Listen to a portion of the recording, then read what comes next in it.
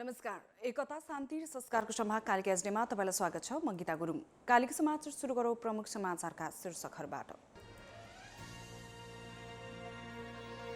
कालिका समाचारको साथमा Vijay steel, want to rule, Vijay cement, तपाईको सपनाको मजबुत निर्माण। नेपालको अति लोकप्रिय मोटरसाइकल हिरो सुपर स्प्लेन्डर। नयाँ जमानाको glow and lovely. LIC Nepal, जीवन रहँदा पनि जीवन पश्चात पनि। शक्तिशाली एक्टिभ व्हील 2-in-1, अझ बढी फीस, अझ बढी सफाई। कर्णाली प्रदेशका मुख्यमन्त्री शाहीको पद जोगियो। एमालेका 4 सांसदले पद पक्षमा मतदान गरे। नेपालमा एक दिन 900 कोरोना संक्रमित थपिए। भेरी अस्पतालको प्रयोगशालामा गरेको परीक्षणमा मात्र 127 जनामा संक्रमण पुष्टि। दक्षिण अफगानिस्तानमा बम विस्फोट, 4 सर्वसाधारणको मृत्यु। मारिएका सर्वसाधारण 3 जना एकै परिवारका। र त्रिकोणात्मक T20 आई सिरिजको ट्रफी सार्वजनिक।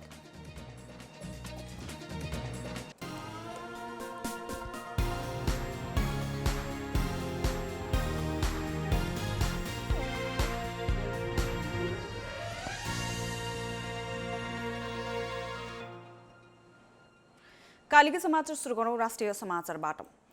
कर्णाली प्रदेशका मुख्यमन्त्री महेन्द्र बहादुर शाहीको पद जोगिएको छ। प्रदेश सभामा विश्वासको मत पाएपछि शाहीको पद जोगिएको हो। 39 जना सांसद रहेको कर्णाली प्रदेश सभाको विश्वास पाउन मुख्यमन्त्री शाहीलाई 20 प्रदेश सभा सदस्यको मत चाहिन्थ्यो। मुख्यमन्त्री शाहीले 22 मत प्राप्त गर्नुभएको छ।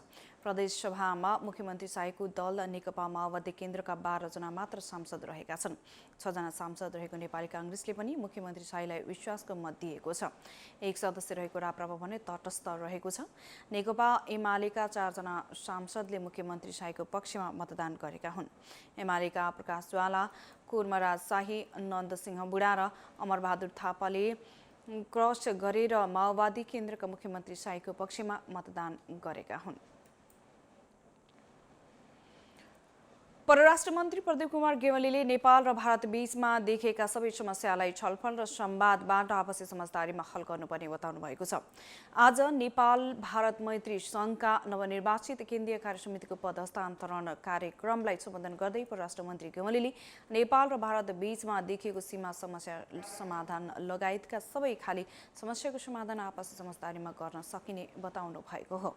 इतिहासले बाँकी राखिदिएका त्यस्ता समस्या समाधान गर्न र सीमा लगायतका कतिपय सन्धि सम्झौताहरूमा नमिलेका विषयहरूलाई दुवै देशले एक आपसमा विश्वासका साथ छलफल गरेर जान सके समाधान हुने विश्वास व्यक्त गर्नुभएको छ।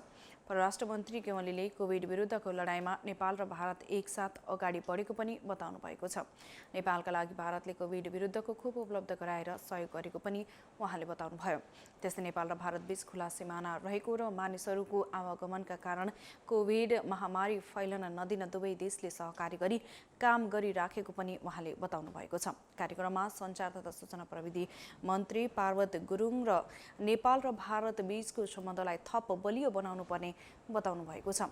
भनाई र भाषणमा मात्रै दुवै देशबीचको सम्बन्धलाई सीमित नगरी व्यावहारिक रूपमा लागू गर्नुपर्ने उहाँले बताउनु भएको छ। जनताको विश्वास टुट्न नदिने पनि दुवै देशको बीचमा भएको समस्यालाई छिट्टै हल गर्नुपर्ने जोड मन्त्री गुरुङले दिनुभएको छ। मन्त्री गुरुङले प्रधानमन्त्री केपी शर्मा ओलीले लिएको विकासको मोडेल नेपालका लागि सबैभन्दा राम्रो भएको पनि बताउनु भएको छ, जसका कारण अहिले देशका विकास निर्माणमा कार्यक्रमहरू अगाडि बढेको दाबी समेत सञ्चार मन्त्री गुरुङले गर्नुभएको छ।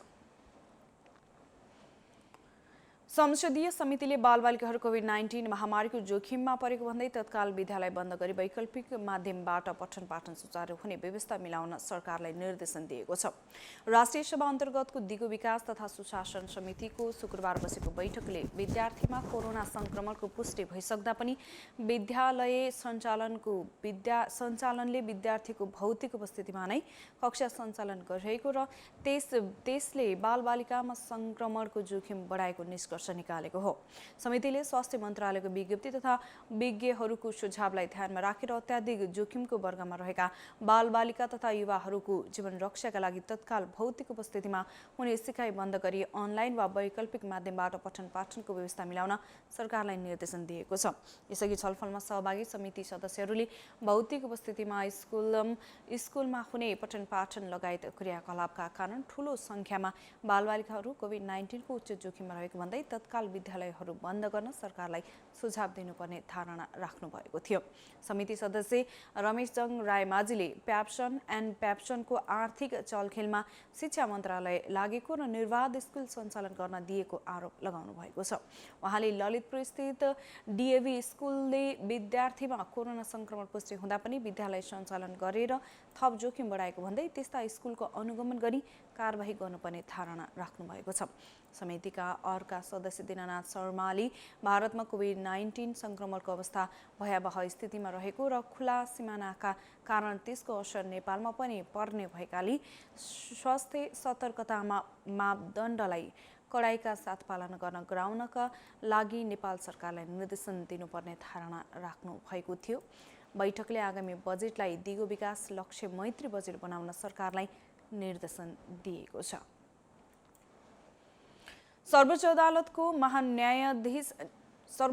अदालतको न्यायाधीशमा सिफारिस कुमार चुडाल र नहकुल सुवेदीको नाम संसदीय सुनवाई समितिबाट अनुमोदन भएको छ। न्याय परिषदको बैठकले 28 फागुनमा उच्च अदालतका मुख्य न्यायाधीशद्वय चुडाल र सुवेदीलाई सर्वोच्चको न्यायाधीशमा सिफारिस गरेको थियो। न्यायाधीशमा सिफारिस उनीहरूसँग शुक्रबार संसदीय सुनवाई समितिमा सांसदहरूले छलफल गरेका थिए। सांसदहरूले सोधेको प्रश्नको जवाब दिएपछि समितिले उनीहरूको नाम सर्वसम्मतिले अनुमोदन गरेको छ।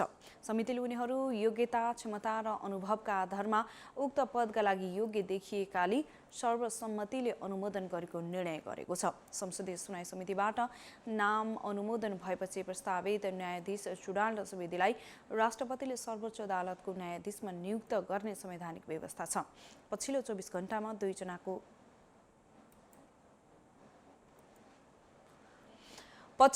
घण्टामा 900 जनालाई कोरोना भाइरस कोभिड-19 को संक्रमण पुष्टि भएको छ। स्वास्थ्य तथा जनसङ्ख्या मन्त्रालयको अनुसार 6158 नमुना PCR परीक्षण गर्दा 836 जनामा संक्रमण पुष्टि भएको छ। यस्तै एन्टिजेन टेस्टमा 64 जनाको रिपोर्ट पोजिटिभ आएको छ। यसैबीच भेरी अस्पतालको प्रयोगशालामा गरिएको परीक्षणमा 127 जनामा कोरोना संक्रमण पुष्टि भएको छ। अदालतको अनुसार 183 जनाको परीक्षण गर्दा 127 जनामा कोरोना पुष्टि भएको अस्पतालले जनाएको छ। अस्पतालका अनुसार यति धेरै संख्यामा संक्रमित पहिचान भएको विगत 1 वर्षमा यो पहिलो पटक हो। समुदायमा संक्रमण फैलिसकेको पनि अस्पतालले जनाएको छ। अस्पतालले आफ्नो फेसबुकमा पेजमा उल्लेख गरेको छ। भेरी अस्पताल आफ्नो स्रोत साधनले भएसम्म बिरामीको उपचारमा प्रतिबद्ध भएर लागेको छ। तर यही क्रममा संक्रमण फैलिने हो र गहन खालका बिरामीहरूको संख्या बढ्ने हो भने बिरामीको चाप थेग्न मुस्किल हुने निश्चित छ। अत संक्रमणलाई थप फैलिन नदिन नेपाल सरकारले अनुरोध गरे बमोजिमका सुरक्षा मापदण्डहरूको पुनः पालना गरौँ भनी लेखिएको छ। एकता, शान्ति र संस्कारको सम्भा कालिका एसडीमा प्रसारित कालिका समाचारमा पालो भएको छ विज्ञापनको। तर त्यसभन्दा अगाडि प्रमुख समाचारका शीर्षकहरू। कालिका समाचारको साथमा Vijay steel, want to rule, Vijay cement, तपाईको सपनाको मजबुत निर्माण। नेपालको अति लोकप्रिय मोटरसाइकल हिरो सुपर स्प्लेन्डर। नयाँ जमानाको glow and lovely. LIC Nepal, जीवन रहँदा पनि जीवन पश्चात पनि। शक्तिशाली एक्टिभ हिल 2 in 1, अझ बढी फिज, अझ बढी सफाई। कर्णाली प्रदेशका मुख्यमन्त्री साईको पद जोगियो। एमालेका 4 सांसदले पक्षमा मतदान गरे। नेपालमा एकै दिन 900 कोरोना संक्रमित थपिए। भेरी अस्पतालको प्रयोगशालामा गरेको परीक्षणमा मात्र 127 जनामा संक्रमण पुष्टि। दक्षिण अफ्रिकामा बम विस्फोट हुँदा 4 सर्वसाधारणको मृत्यु। मारिएका सर्वसाधारणमा 3 जना एकै परिवारका। र त्रिकोणात्मक T20I सिरिजको ट्रफी सार्वजनिक।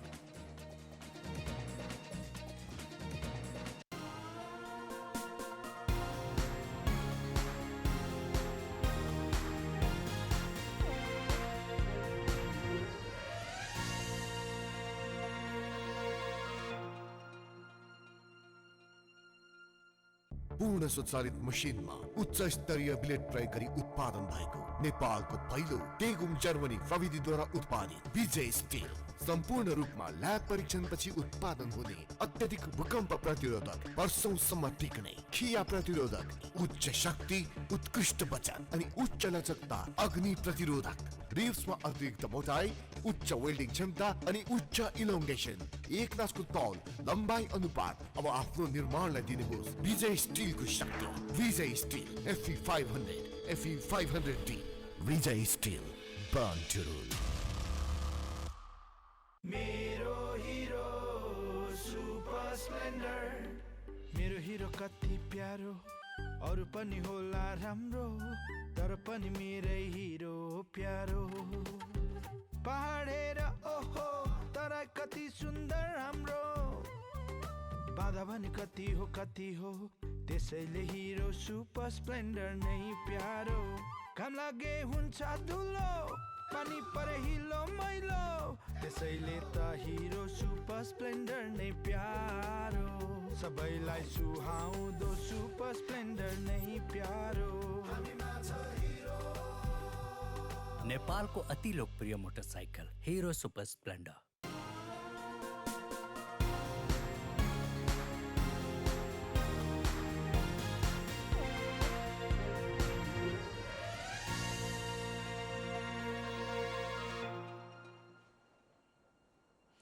विज्ञापनपछि कालीका समाचारमा पुनः स्वागत छ। अब स्थानीय समाचार। नेपाल पत्रकार महासंघ चितवनका नवनिर्वाचित कार्य समितिले पदभार ग्रहण गरेका छन्। शुक्रबार पत्रकार महासंघमा एक कार्यक्रमको आयोजना गरी निवर्तमान अध्यक्ष राधेश्याम खतेवडाको कार्य समितिले नवनिर्वाचित कार्य समितिलाई पद हस्तान्तरण गरेको हो। चैत्र 25 गते भएको निर्वाचनमा अध्यक्षमा नारायण अधिकारी निर्वाचित हुनुभएको थियो। अधिकारीलाई निवर्तमान अध्यक्ष बन्नुभएका खतेवडाले पद हस्तान्तरण गर्नुभएको हो। त्यस्तै सचिवको माइन्युट निवर्तमान सचिव तीर्थ नेपाली, नवनिर्वाचित सचिव दिपेन्द्र अधिकारी र निवर्तमान कोषाध्यक्ष प्रकाश गेवालीले लेखाको जिम्मेवारी नवनिर्वाचित कोषाध्यक्ष राजेन्द्र आचार्यलाई हस्तान्तरण गर्नुभएको थियो। निर्वाचित भएका पदाधिकारी सदस्यहरू केन्द्रीय प्रतिनिधि, प्रदेश पार्षदलाई निर्वाचन समितिका संयोजक जनक अर्यालले प्रमाणपत्र हस्तान्तरण गर्नुभएको छ। पद हस्तान्तरण कार्यक्रममा बोल्दै अर्यालले पत्रकारहरूको अभिभावक बन्न सुझाव दिनुभएको छ। पत्रकारहरूको साझा योगदानबाट महासंघ यहाँसम्म आएकाले पत्रकारहरूको मर्म बुझेर काम गर्न उहाँले अनुरोध गर्नुभयो। सो अवसरमा बोल्दै नेपाल पत्रकार महासंघकी नवनिर्वाचित सचिव सिर्जना अर्यालले सरकारले निर्धारण गरेको पारिश्रमिक पत्रकारले पाउने वातावरण बनाउनका लागि पहल गर्ने बताउनु भएको छ। प्रेस चौतारी चितवनका अध्यक्ष सुभाष पण्डितले महासंघमा आएको नयाँ नेतृत्वलाई सहयोग गर्ने बताउनु भएको छ। उहाँले नयाँ समितिले पत्रकारहरूको क्षमता अभिवृद्धिलाई जोड दिँदै सदस्यता शुद्धिकरणमा ध्यान दिनुपर्ने धारणा राख्नुभयो। प्रेस युनियन चितवनका अध्यक्ष अनिल ढकालले पनि सदस्यता शुद्धिकरण गर्न नयाँ कार्य समितिलाई जोड दिनुभएको छ। कार्यक्रममा प्रेस सेन्टरका अध्यक्ष प्रकाश गेवालीले पत्रकार महासंघलाई सबै सङ्घ सङ्गठनको सहयोगको आवश्यक रहेकोले बताउनुभयो। कार्यक्रममा नेपाल प्रेस युनियन केन्द्रीय वरिष्ठ उपाध्यक्ष देवक आचार्य, पत्रकार महासंघका पूर्व अध्यक्ष महेन्द्र श्रेष्ठ लगायतले मन्तव्य राख्नु भएको थियो। यसैबीच नेपाल पत्रकार महासंघ चितवनको पहिलो बैठकले 3 जना सल्लाहकारमा मनोनित गरेको छ। निवर्तमान अध्यक्ष राधेश्याम खतेवडा, पूर्व अध्यक्ष हरिप्रसाद पोखरेल र अध्यक्षका निकटतम प्रत्याशी तिलक रिमाललाई सल्लाहकारमा मनोनयन गरेको हो।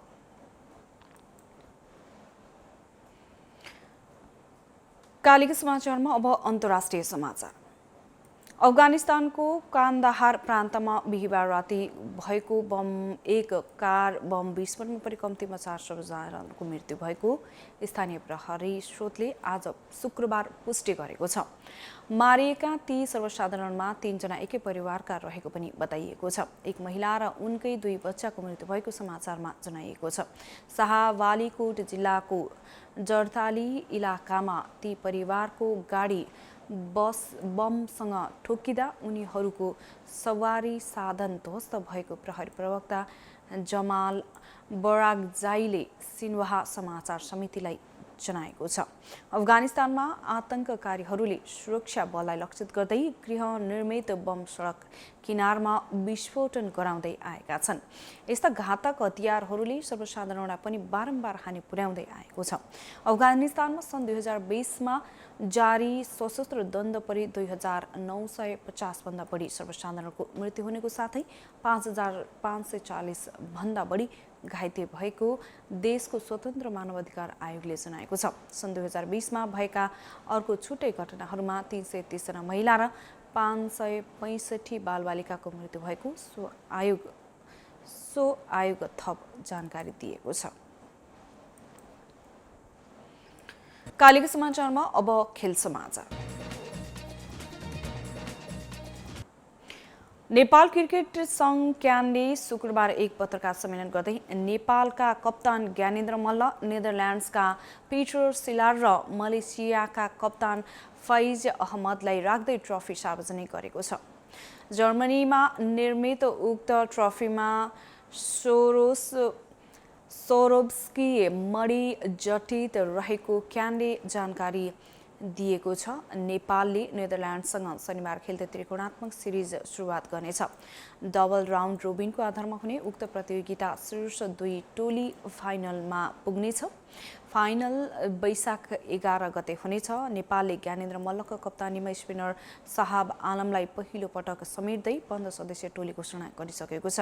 टियो मैदानमा सुरु हुने नेदरल्यान्ड्स र मलेसिया बीच त्रिकोणात्मक T20I सिरिज गुमाउने भएका छन्। पारस गत आइतबार फिल्डिङ गर्ने क्रममा दायाँ हातको काँधमा अभ्यास खेलमा म्याच लिने क्रममा चोट लागेको थियो। उनको स्थानमा सन्दीप जोरालाई बोलाउने तयारी गरिएको छ। क्यानका प्रबन्ध निर्देशक रौनक मल्लले प्रतियोगितामा कोरोनाको अवस्थालाई ध्यानमा राख्दै सीमित दर्शकलाई मात्र प्रवेश दिइने बताउनुभयो। उहाँले हालसम्म सरकारी निकायबाट कुनै निर्देशन नआएकाले यकिन सङ्ख्या भन्न नसकिने बताउनु भएको छ। एकता, शान्ति र संस्कारको समाह कालिका एसडीमा प्रसारित कालिका समाचारको अन्त्यमा प्रमुख समाचारका शीर्षकहरू पुनः एकपटक। कालिका समाचारको साथमा Vijay steel, want to rule, Vijay cement, तपाईको सपनाको मजबुत निर्माण। नेपालको अति लोकप्रिय मोटरसाइकल हिरो सुपर स्प्लेन्डर। नयाँ जमानाको glow and lovely. LIC Nepal, जीवन रहँदा पनि जीवन पश्चात पनि। शक्तिशाली एक्टिभ हिल 2-in-1, अझ बढी फिज, अझ बढी सफाई। कर्णाली प्रदेशका मुख्यमन्त्री शाहीको पद जोगियो। एमालेका 4 सांसदले पक्षमा मतदान गरे। नेपालमा एकै दिन 900 कोरोना संक्रमित थपिए। भेरी अस्पतालको प्रयोगशालामा गरिएको परीक्षणमा मात्रै 127 जनामा संक्रमण पुष्टि। दक्षिण अफगानिस्तानमा बम विस्फोटमा परि 4 सर्वसाधारणको मृत्यु। मारिएका सर्वसाधारणमा 3 जना एकै परिवारका। र त्रिकोणात्मक T20 सिरिज आईको ट्रफी सार्वजनिक।